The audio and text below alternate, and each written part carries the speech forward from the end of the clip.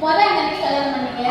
அன்னைக்கு அதை பேசிட்டா அறிவு இருந்தா ஏயா ரெண்டாவது அண்ணனுக்கு கல்யாணம் பண்ணீங்க? அதானே நல்லா கேளு. ரெண்டாவது அண்ணனுக்கு கல்யாணம் பண்ணீங்க, அந்த அண்ணி வந்து குடும்பத்தை பேசிட்டா ஏயா மூணாவது அண்ணனுக்கு கல்யாணம் பண்ணி மூணாவது கல்யாணம் பண்ணது நீ ஏன் பண்ண? ஏன் அப்ப உங்களுக்கு எதுக்கு அந்த விதினா கிடையாது.